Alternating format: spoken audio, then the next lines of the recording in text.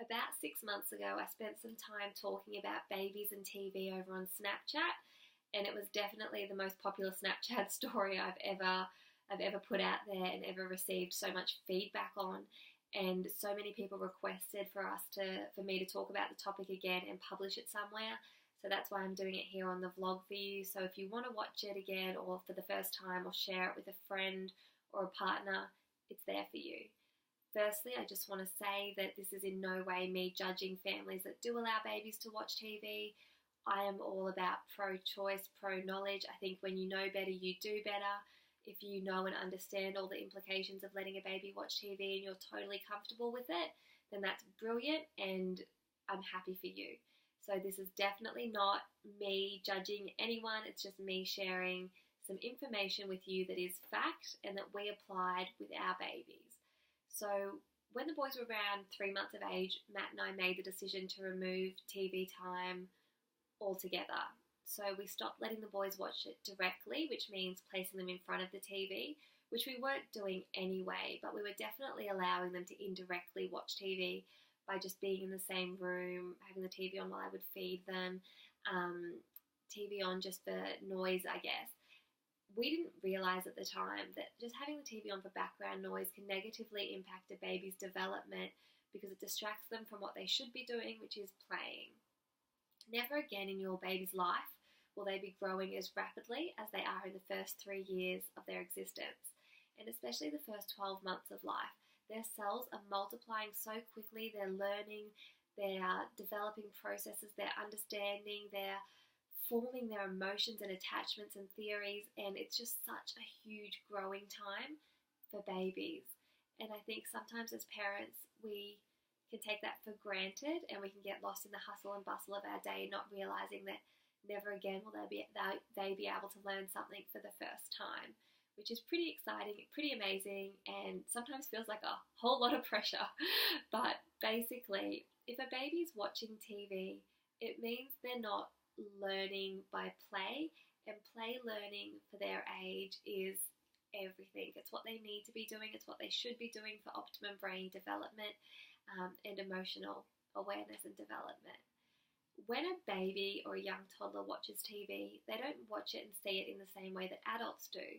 So for us, we can sit down and our brain processes that even if we're seeing a two-dimensional image, it brings it to life and we understand that there's more to it.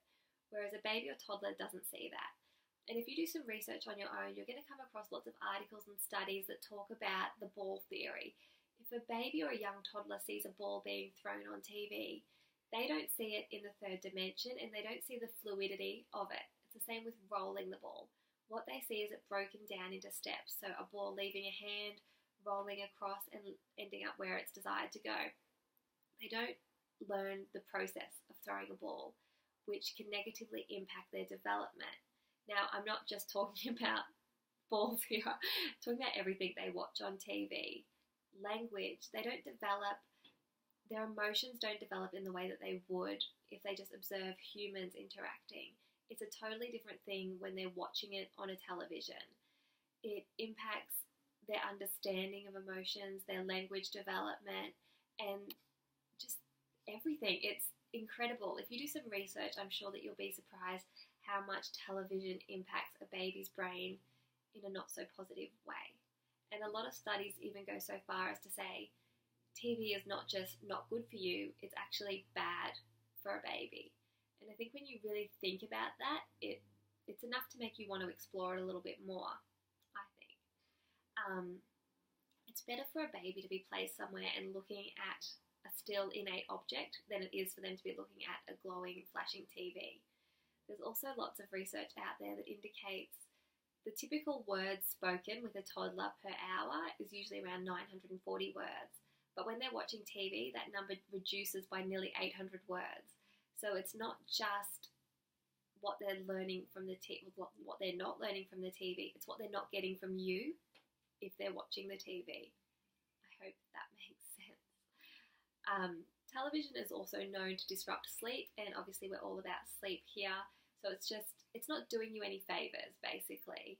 I definitely want everyone out there who's interested to take some time today, take 10 minutes, go and read some studies, go and learn about what TV does to your baby's brain and then make the decision whether you're comfortable with it. A lot of families don't even realise the the Australian recommendation for television time for babies under 2 years of age is 0 hours.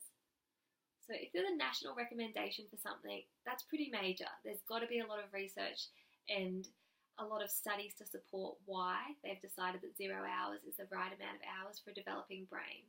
It's the same in America. The American recommendation for children under 2 is 0 as well. It's pretty crazy, isn't it? I think that we all just become numb to the fact that we're so plugged into TV and media, whether it's our screen, our television, our computer, we're numb to it. Babies are experiencing this for the first time, and I think that if you can just protect them a little bit and encourage them to learn and develop at their own rate and learn real life things, thoughts, feeling processes, it's better for them, so much better. And as they get older, what we found, because we limited the boys' TV so much, and then as they got over the age of 2, we would allow them little bits of TV, they're really calm. They're calm kids that don't need to be distracted all of the time, compared to other children that have watched TV all of the time or are always on tablets or devices, in the shopping trolley, in the car seat, constantly needing that stimulation. If they always have it, they're always going to look for it and they're going to get upset when they don't have it. But if you don't offer that to them in the first place, and if you just encourage them to take in their surroundings and use their imagination, I believe you're going to end up with kids that are a lot calmer. I definitely want you to take some time to go and explore this topic and come up with your own conclusion on it. That's just a little insight into why we decided that we didn't want the boys to watch TV as babies. I hope that this is helpful to you. Let me know over on Instagram.